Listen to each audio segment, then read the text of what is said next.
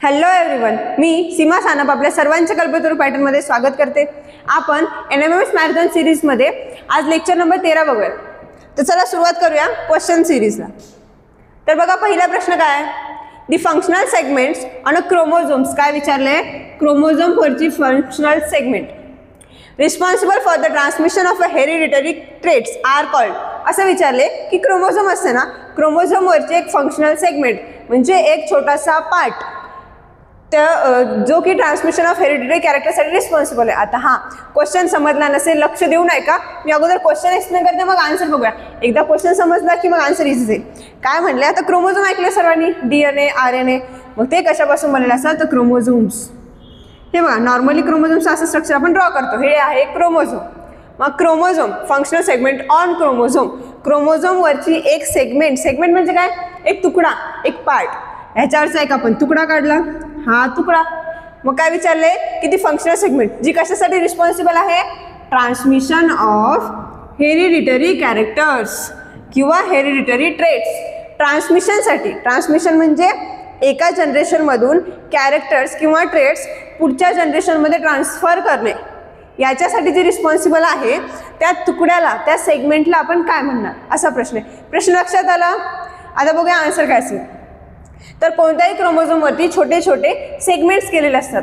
ते सेगमेंट्स वेगळ्या वेगळ्या ट्रेट्ससाठी रिस्पॉन्सिबल असतात. म्हणजे समजा आता इमॅजिन करा, आता कुणाचे पप्पांची हाईट 6 फूट होती, खूप जास्त हायटेड जर त्यांचे वडील आहेत, त्यांचा मुलगा पण जर हायटेड झाला तर आपण असं म्हणतो ना, तू तुझ्या बाबांवर गेलाय, तू वडिलांवर गेलाय. म्हणजे काय की त्यांच्या वडिलांमध्ये ते कॅरेक्टर होतं, ती जीन ती ट्रान्सफर झाली आहे कुणामध्ये, त्याच्या चिल्ड्रनमध्ये. मग ते transfer of a characters, transfer of a traits कशा थ्रू होईल, जीन्स थ्रू. कशा थ्रू होईल तर जीन्स थ्रू.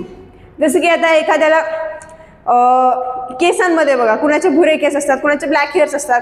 मग सगळ्या ट्रेट्स डिफाईन करतात. स्पेसिफिक जीन्स हेअरचा कलर डिसाईड करते, स्पेसिफिक जीन असते जी टॉल असेल की ड्वार्फ असेल म्हणजे हाईट डिसाईड करते. स्पेसिफिक जीन की स्किन कलर तो खूप गोरा होईल का थोडा सावळा होईल हे डिसाईड करते. मग हे जे कॅरेक्टर्स ट्रान्सफर करणारे सेगमेंट्स आहेत त्याला आपण काय म्हणणार, जीन्स म्हणणार. काय म्हणणार, जीन्स. आणि मला सांगा हे जीन्स कशाचा सेगमेंट आहे, it is a segment of chromosome. कशाचा पार्ट आहे हा, क्रोमोझोम. आणि क्रोमोझोम काय आहे तर जेनेटिक मटेरियल कॅरी करते. ठीक आहे, जेनेटिक मटेरियल क्रोमोझोमच्या फॉर्ममध्ये प्रेझेंट असते.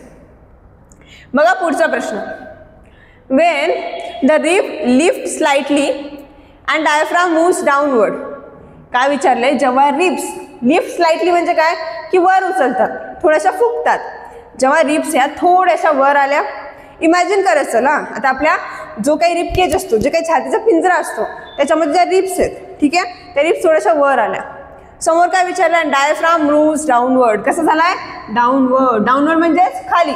डायफ्राम हा जो, ही जी आपली मसल आहे, आता हा जो आपला रिब केज आहे त्याच्यामध्ये डायफ्राम मसल आहे, ती डाऊनवर्ड आली आहे. म्हणजे काय, आता खाली सरकली आहे आणि थोडीशी अशी स्ट्रेट झाली आहे. ठीक आहे, मग रिब केज वर आला, डायफ्राम खाली गेले. आता ही जी जागा होती रिब केज मधली, या पिंजऱ्यामधली, ती वाढलेली दिसत आहे, मोठा झाला की नाही. आता इमॅजिन करा, आपण श्वास घेताना कसं जो छातीचा पिंजरा वर येतो, डायफ्राम खाली जातो, म्हणजे जी मधली जी जागा आहे ती मोठी होऊन गेली आहे. मग तसं इथं घडले. मग पुढे काय विचारलं, what happens to the pressure on the lungs. लंग्समध्ये जे काही एअरचं प्रेशर होतं, इथे 2 लंग्स प्रेझेंट आहेत. 1 मिनिट. हे बघा, या एरियामध्ये काय लोकेटेड असणार आहेत, लंग्स लोकेटेड असणार आहेत. काय असणार, हे आहेत लंग्स. मग जे लंग्समध्ये एअरचं प्रेशर आहे त्याच्यावरती काय इफेक्ट झाला, असा क्वेश्चन आहे. आता बघा, समजा एक बघा की हा एक मोठं घर आहे, त्याच्यामध्ये लंग्स लोकेटेड आहेत. आता मग जर आपण या घराची साईज जास्त दिली आणि हे लंग्सला मग फुगण्यासाठी एरिया जास्त भेटेल. जर रिब्स वर आल्या, डायफ्राम खाली सरकलाय, म्हणजे हे जागा काय झाली आता, इन्क्रीज. काय झालं, स्पेस वाढला. स्पेस काय होईल, इन्क्रीज होईल. जर स्पेस इन्क्रीज झाला तर लंग्स सॅक सारखे, की ना पिशव्यांसारखे, ते फुगणार आता, कारण एअर भरणार आहे. मग ते बलून सारखं स्ट्रक्चर इमॅजिन करा, जागा जास्त भेटली ते बलून्स जास्त फुगणार, म्हणजे लंग्स जास्त फुगणार. जर जास्त फुगले तर एअरचं जे प्रेशर होतं ते काय होईल, कमी होईल. कारण आता तुम्ही इमॅजिन करा, एका छोट्या फुग्यामध्ये हवा बसवली तर ती किती पॅक बसेल, पण त्याच हवेला जर जास्त जागा दिली तर प्रेशर कमी होऊन जाईल की नाही. मग सेम तसा क्वेश्चन आहे की जेव्हा रिब्स वर येतील, डायफ्राम खाली जाईल, जागा वाढेल, मग हवेला जास्त जागा भेटेल, याचा अर्थ हवेचं प्रेशर कमी होईल. काय होईल? डिक्रीज होईल. It decreases. लक्षात राहील. आता एवढंच लक्षात ठेवाल की जेव्हा रिबकेजमध्ये रिब्स वर येतात, डायफ्राम मसल खाली सरकते, तेव्हा जागा इन्क्रीज होते, स्पेस वाढतो, व्हॉल्यूम वाढतो, त्यामुळे एअरचं जे प्रेशर आहे ते डिक्रीज होते. कसं होते? डिक्रीज होते. नेक्स्ट बघा काय म्हणले, what type of gas is liberated when an acid react with a metal. काय विचारलंय? व्हॉट टाईप ऑफ गॅस, कोणता गॅस लिबरेट होतो, कोणता गॅस रिलीज होतो, कधी? जेव्हा ॲसिड मेटलसोबत रिॲक्ट करते. When acid reacts with metal, तेव्हा कोणता गॅस रिलीज होईल, असा क्वेश्चन आहे. Question simple. याच्यासाठी काय माहिती असलं पाहिजे? The reaction of acids with metal, हा कन्सेप्ट आपल्याला माहिती असलं पाहिजे. मग काय असते? When acid react with a metal. आता समजा आपण मेटल घेऊया, एक सोडियम, आपल्याकडे Na आहे, एक ॲसिड सांगा मला. ठीक आहे, HCl. Na जेव्हा HCl सोबत रिॲक्ट होतो तो काय प्रोड्यूस करेल? NaCl. हा, हे बघा NaCl. आता उरलं काय? H. मग अजून काय तयार होईल? H+. मग काय विचारलंय? जेव्हा एखादा मेटल एखाद्या ॲसिड सोबत रिॲक्ट होईल तो कोणती गॅस रिलीज करेल? कोणती गॅस दिसत आहे बरं? Hydrogen gas. मग इकडे बघा ऑप्शनमध्ये काय काय दिसत आहे? Oxygen gas. इथे कुठेही तुम्हाला ऑक्सिजन गॅस दिसत आहे? नाही, कारण ॲसिडची प्रॉपर्टी आहे तो H+ रिलीज करतो, बरोबर आहे. मग जर ॲसिडमध्ये H+ प्रेझेंट असणार तर गॅस ही हायड्रोजनच रिलीज होणार. लक्षात ठेवायचं, कधी कन्फ्यूज नाही व्हायचं की गॅस कोणती लिबरेट होईल. मग gas is a hydrogen gas, that is H2. लक्षात राहील. कारण आता काय तयार होतं त्याच्यामध्ये? जेव्हा metal react with acid, when a metal react with acid it forms it's salt. काय तयार होतो? सॉल्ट तयार होतो. मेटलचा एक सॉल्ट तयार होतो. ठीक आहे. आणि दुसरा H2 हायड्रोजन गॅस रिलीज होत असते. ठीक आहे. चला बघूया पुढचा प्रश्न. What happens to the taste of a lime juice after mixing it with a baking soda. काय विचारलंय की लाईम ज्यूसचा, आता तुम्ही इमॅजिन करा, समजा आपण लिंबाचा रस घेतला, त्याच्या टेस्टला काय होईल कधी? जेव्हा आपण त्याला बेकिंग सोड्यासोबत मिक्स करू. समजलं काय म्हणलंय? की एक लाईम ज्यूस आहे ज्याला आपण बेकिंग सोडा म्हणजे खायच्या सोड्यासोबत मिक्स केले, तेव्हा त्याच्या टेस्टला काय होईल? Assuming food grade materials and a clean equipment are use for testing. ब्रॅकेटमध्ये काय दिले बरं? की आपण जे काही मटेरियल्स यूज केले ते क्लीन आहेत, म्हणजे त्याच्यावर ऑलरेडी काही टेस्ट देणारे मटेरियल्स प्रेझेंट नाहीत, असं त्याचा मिनिंग होतो. एका ठिकाणी आपण असं एक बाऊल आहे ज्याच्यामध्ये आपण काय केलंय? लिंबाचा रस टाकलाय, बेकिंग सोडा टाकलाय. आता त्यांच्यामध्ये रिॲक्शन होईल. मग ती जी एक ॲसिड आहे, लिंबाच्या रसमध्ये सिट्रिक ॲसिड असतं, म्हणजे ॲसिड आहे, लाईम ज्यूसमध्ये ॲसिड असतं प्रेझेंट, आणि बेकिंग सोडा म्हणजेच बेस आहे. ठीक आहे. जेव्हा ॲसिड बेस रिॲक्ट होतील तेव्हा ते सॉल्ट आणि वॉटर तयार करतात. फक्त आपल्याला एवढं विचारलंय की त्याची टेस्टमध्ये काय चेंज होईल. ठीक आहे. क्वेश्चन लक्षात आलाय. जेव्हा लाईम वॉटर, अंडरलाईन करा, लाईम ज्यूस रिॲक्ट कशासोबत होणार? बेकिंग सोडा. लक्षात ठेवायचं, लाईम ज्यूस बेकिंग सोडा. मग टेस्टमध्ये काय चेंजेस होतील? ऑप्शन फर्स्ट बघा, इट रिमेन्स सोअर. ॲसिडची टेस्ट सोअर असते, लाईम ज्यूस हा सोअर होता, पण तो कशासोबत रिॲक्ट झालाय? बेस सोबत. बेसची टेस्ट कशी असते बरं? बिटर असते की नाही? मग ॲस्ट्रिजंट असते, म्हणजे बेस आता टेस्टमध्ये चेंजेस होणार. सोअर राहील का? तर नाही. It become sweet. स्वीट होईल का बरं? गोड का होईल? लाईम ज्यूस आणि बेकिंग सोडा ह्याच्यामध्ये स्वीट तर काहीच नाही आहे, म्हणजे त्या जो काही प्रोडक्ट बनेल त्याला टेस्ट स्वीट पण लागणार नाही. पुढचा बघा, इट बिकम्स बिटर और चेंजेस सिग्निफिकंटली फ्रॉम सोअर. ती बिटर बनेल ना. ठीक आहे. Lime juice react with baking soda and the taste will become bitter. ती बिटर बनेल आणि किंवा थोडीफार चेंज होईल. चेंज कशापासून? सोअरपासून. म्हणजे आता ती जेवढी अगोदर सोअर होती तेवढी सोअर राहणार नाही, थोडीफार चेंज होईल किंवा बिटर आपल्याला लागेल. ठीक आहे. लक्षात ठेवा आन्सर. चला बघूया पुढचा प्रश्न. काय पुढचा प्रश्न? What is the equivalent value of 1 calorie of a heat energy in joule. काय विचारलंय की एका कॅलरीची व्हॅल्यू जूलमध्ये किती आहे. आता हे फक्त आपल्याला लक्षात ठेवायचं की युनिट्समध्ये कन्वर्जन कसं केलंय. एनर्जी, मला सांगा एनर्जी कशाने मोजतो? हीट एनर्जी आपण कशाने मोजतो? जूलने. कशाने मोजतो? जूल. कशाने डिनोट करतात? कॅपिटल जे. हे कोणतं युनिट झालं? SI unit. Which unit? SI unit. दुसरं काय? कॅलरी. कॅलरी. कॅलरी कशाने डिनोट करतात? तर C. मग विचारलंय की हे जे जूल्सचं आणि कॅलरीमध्ये कन्वर्जन आम्हाला सांगा. हे आहे CGS युनिट. मग काय विचारलं की एक कॅलरी म्हणजे किती जूल्स. आता आपण कसं करतो की नाही 100 सेंटीमीटर म्हणजे 1 मीटर, तसंच विचारलंय की एक कॅलरी म्हणजे किती जूल्स. तर लक्षात ठेवा व्हॅल्यू एक कॅलरी म्हणजे 4.18 जूल. किती joule? 4.18 joule. 1 calorie is 4.18 joule. Value पाठ करा चला सोबत. किती आहे?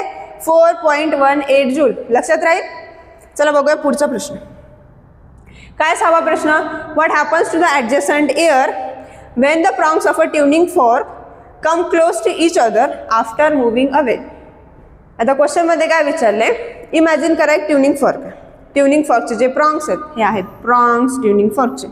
हे आता दूर गेलेले होते, ते आता क्लोज आलेत. म्हणजे काय? जवळ आलेत. म्हणजे ते एकमेकांकडे आता मूव्ह झालेत. मग एकमेकांकडे मूव्ह झाले तर इमॅजिन करत चला आन्सर समजून जाते की आता ते जर एकमेकांकडे मूव्ह झाले म्हणजे हवेला काय होईल? आता प्रेशर निर्माण होईल की नाही? म्हणजे ते प्रेशर निर्माण होते तिथे काय प्रोड्यूस होते बरं? कंप्रेशन. मग विचारले काय घडेल? What happens to the adjacent air. आजूबाजूच्या जी जवळची एअर आहे त्याला काय घडेल जेव्हा ते प्रॉन्ग्स ऑफ अ ट्युनिंग फॉक्स कम क्लोज, जेव्हा ते जवळ येतील तेव्हा काय घडेल? तर ऑप्शन्स बघा. रिअरफॅक्शन ऑकर्स म्हणजेच प्रेशर डिक्रीजेस. मला सांगा जर हवेला आपण प्रेस केले तर प्रेशर काय होईल? इन्क्रीज होईल. काय होईल? Pressure increases. आन्सर तर समजलं आपल्याला की प्रेशर वाढणार आहे. मग फर्स्ट ऑप्शनमध्ये काय दिलं होतं? प्रेशर कमी होईल म्हणजेच रिअरफॅक्शन घडेल. मग हे बरोबर वाटत आहे का? तर नाही. फर्स्ट ऑप्शन हा रॉंग आहे. नेक्स्ट काय? Compression occurs. Pressure increases. काय होईल? प्रेशर वाढेल आणि त्या प्रोसेसला काय म्हणणार? वेन प्रेशर इन्क्रीजेस त्या फेजला काय म्हणणार आपण? कंप्रेशन. काय म्हणणार? कंप्रेशन. पुढचे ऑप्शन्स काय? The air turns into vacuum. Air व्हॅक्यूममध्ये कशी पॉसिबल आहे? जर एअर कंप्रेस केली आहे पण प्रेझेंट आहे ना, व्हॅक्यूम तर नाही होणार आहे. The air density remains constant. एअरची डेन्सिटी वाढणार आहे, घनता वाढेल ना, पार्टिकल्स जवळ जवळ येतील कारण प्रेशर वाढले. मग इथे डेन्सिटी कॉन्स्टंट राहणार नाही. मग आन्सर काय असणार? Compression occurs. That means pressure increases. ठीक आहे. चला बघा पुढचा प्रश्न. What is the fundamental relationship between the angle of incidence that is I and the angle of reflection that is R according to the law of reflection. मला सांगा law of reflection नुसार I म्हणजे angle of incidence and R angle of reflection याच्यामध्ये काय connection आहे असं विचारलंय. मग आपण शिकलो होतो की ह्या आहे रिफ्लेक्टिंग सरफेस, ही आहे नॉर्मल. ठीक आहे, नॉर्मल रिफ्लेक्टिंग सरफेस. ही काय आहे? इन्सिडेंट रे आणि ही रिफ्लेक्टिंग रे. ठीक आहे. मग या केसेसमध्ये हा कोणता अँगल असेल? अँगल ऑफ इन्सिडन्स आणि हा अँगल ऑफ रिफ्लेक्शन. मग या दोन्ही अँगलचं रिलेशन विचारलं थोडक्यात. मग मला सांगा अँगल ऑफ इन्सिडन्स हा नेहमी अँगल ऑफ रिफ्लेक्शनशी कसा असतो? इक्वल असतो. कसा असतो? Equal. Both angle are same. लक्षात राहील कधी पण अँगल ऑफ इन्सिडन्स आणि अँगल ऑफ रिफ्लेक्शन हे सेम असतात. म्हणजे हा जर आपण अँगल ऑफ इन्सिडन्स हा 30 डिग्री पकडला तर अँगल ऑफ रिफ्लेक्शन किती भेटेल आपल्याला? 30 डिग्री. मी जर सांगितलं अँगल ऑफ रिफ्लेक्शन आहे 45 डिग्री तर मला सांगा अँगल ऑफ इन्सिडन्स किती असेल? तर तो असेल 45 डिग्री. तो सेम राहील. लक्षात राहील हा पॉईंट. मग कधी पण जर क्वेश्चनमध्ये आलं, आता समजा क्वेश्चन असा बनण्याऐवजी जर बनला की एका केसमध्ये angle of incidence is 30 degree और 90 डिग्री किंवा 45 डिग्री, तर what is the angle of reflection? तर काय असेल अँगल ऑफ रिफ्लेक्शन? जेवढा इन्सिडन्स आहे तेवढाच असणार. ठीक आहे. मग ऑप्शनमध्ये असं काही दिसत आहे का बघा? Angle of incidence is greater than angle of reflection. मोठा असतो का? तर नाही. Option C is wrong. Next बघा angle of incidence is less than angle of reflection. लहान पण नसतो. अँगल ऑफ इन्सिडन्स आणि angle of reflection are equal. कसे असतात ते? इक्वल असतात. मग आन्सर काय असणार? Option number C. Both angles are equal. बघा question number 8. Which statement is a true regarding plastic resistance. प्लास्टिकच्या रेजिस्टन्स रिलेटेड कोणतं स्टेटमेंट बरोबर वाटत आहे? यासाठी आपल्याला काय करावं लागेल? ऑप्शन्समध्ये काय दिले बघावं लागेल. तर बघा ऑप्शनमध्ये काय दिलं आहे? It rust easily. मला सांगा लोखंड गंजते का? आता आपण देवाचे भांडे आता काय बघाल तुम्ही? लोखंडाचे असते. घरी काहीतरी सामान असते, विळा कुऱ्हाड लोखंडाचे असते की नाही? सामान गंजून जाते. गंजते म्हणजे काय होते बरं? रस्टिंग. काय होते? रस्टिंग. रस्टिंग म्हणजे काय? ते मेटल रिॲक्ट होतात. कशासोबत? ऑक्सिजन सोबत. When a metal react with oxide, they form oxygen. They form their oxide. काय तयार करतील? ऑक्साइड्स. म्हणजेच रस्टिंग करते. मग हे कधी घडते? मेटलच्या केसमध्ये. तर आपल्याला विचारलंय प्लास्टिक बद्दल. कुणाबद्दल विचारलंय? प्लास्टिक बद्दल. अंडरलाईन करा, मेन आहे प्लास्टिक बद्दल विचारलंय की त्याच्या रेजिस्टन्समध्ये खालीलपैकी काय रिलेशन लागेल? तर it rust easily. Plastic rust होतो का? नाही होत. Second, it does not rust or crore. घरी बघा आता तुमची खेळणी वगैरे जे काही प्लास्टिकच्या वस्तू आहेत त्या लवकर गंजतात का? त्या गंजतच नाहीत. म्हणजे प्लास्टिक डज नॉट करोड और डज नॉट रस्ट, म्हणजे गंजत नाहीत. आन्सर काय असणार? That plastic is does not rust और करोड. नेक्स्ट काय? Decompose naturally. मला सांगा प्लास्टिक नॅचरल डिकम्पोज होतो? नाही होत. Plastic is a non biodegradable. कसा असतो तो? Non biodegradable. म्हणजे प्लास्टिक नॅचरली डिकम्पोज होऊ शकत नाही. हजारो वर्षापर्यंत तो तसाच पडून राहतो, बट तो डिकम्पोज होत नाही. It is affected by acids. ॲसिड्सचा पण प्लास्टिकवरती जास्त इफेक्ट होत नसतो, पण तो रेजिस्टन्समध्ये ॲसिड्समुळे प्लास्टिक ते इफेक्टेड होतच, पण खूप जास्त प्रमाणात होत नसतो. तो रेजिस्ट करू शकतो. मग आन्सर काय असणार आहे? इट डज नॉट रस्ट और करोड. पाठच करून ठेवा. क्वेश्चन इम्पॉर्टंट आहे आणि हा असा क्वेश्चन पडलेला पण आहे मागच्या एक्झाम्सला. तर प्लास्टिक रस्ट होत नाही, करोड होत नाही, त्यामुळे तो जास्त रेजिस्टन्स आहे. बघा 9वा question. In the abiotic components of an ecosystem. इकोसिस्टमच्या अबायोटिक कंपोनंट्समध्ये non living materials are divided into physical component and which other category. काय विचारले की आपल्याकडे काय इकोसिस्टम आहे. इकोसिस्टमचे बायोटिक आणि अबायोटिक असे कंपोनंट्स पडतात. कोणते कोणते कंपोनंट्स पडले?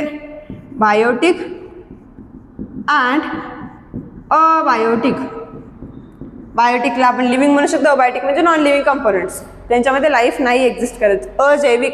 मग या अजैविक कंपोनंट्सला 2 कॅटेगरीमध्ये डिवाइड केले. एक आहे फिजिकल, तर दुसरी कॅटेगरी कोणती असेल असा क्वेश्चन आहे. कोणती असेल मग ती? इनऑर्गॅनिक. कोणती कॅटेगरी आहे? इनऑर्गॅनिक. म्हणजेच इकोसिस्टममध्ये बायोटिक कंपोनंट्स असतात, अबायोटिक कंपोनंट्स असतात, आणि अबायोटिक कंपोनंट्सला फर्दर डिवाइड केलेलं आहे physical components and inorganic components. म्हणजे काय? फिजिकलमध्ये काय येतील?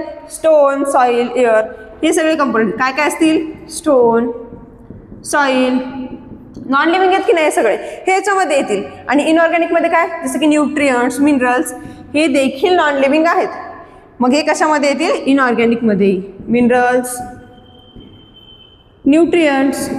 मग लक्षात राहील आता, कन्फ्यूज होऊ नका. तर अबायोटिक कंपोनंट्सचे पण 2 कॅटेगरीज आहेत. एक आहे फिजिकल, दुसरी आहे इनऑर्गॅनिक. मग फिजिकलमध्ये येईल स्टोन्स, सॉईल, असे काही एअर वगैरे, आणि इनऑर्गॅनिकमध्ये असणार मिनरल्स, न्यूट्रियंट्स. 1-2 एक्झाम्पल लक्षात ठेवा. मग आता क्वेश्चनमध्ये काय विचारलं होतं की इकोसिस्टमचे जे अबायोटिक कंपोनंट होता, म्हणजे हा, त्याला एक फिजिकल कॅटेगरी केली आहे, पण दुसरी कॅटेगरी कोणती असा क्वेश्चन आहे. तर दुसरी कॅटेगरी काय असणार आहे? Organic, inorganic. आन्सर दिसत आहे ऑप्शन. काय झालं? हां, ऑप्शनमध्ये कोणतं दिसत आहे सांगा मला. Option number C, inorganic component दिसत आहे. ठीक आहे, आता बघूयात पुढचा प्रश्न. हां, 1 light year is equivalent to approximately how many kilometres. काय विचारलंय? आता लाईट इयर काय करते? स्पेसमध्ये डिस्टन्स मेजर करते. काय मेजर करते? डिस्टन्स. मग विचारलंय की एका लाईट इयर अप्रॉक्सिमेटली किती किलोमीटर्स एवढा असेल. ठीक आहे, आता आपण डिस्टन्स कशामध्ये मेजर करतो? किलोमीटरमध्ये, पण स्पेसमध्ये ते लाईट इयरमध्ये मेजर होते. कशामध्ये होते? लाईट इयर्समध्ये. मग एका लाईट इयरची किलोमीटर्समध्ये किती व्हॅल्यू असेल असा क्वेश्चन आहे. मग ती काय व्हॅल्यू असेल? 9.5 × 10⁻12 किलोमीटर. व्हॅल्यू पाठ करून टाका. 9.5 × 10⁻12 किलोमीटर. काय आन्सर? तर ऑप्शन नंबर बी. लक्षात राहील? ठीक आहे. मग अशाच व्हिडिओ लेक्चरसाठी कल्पतरू पार्टनरशी कनेक्टेड राहा. थँक्यू.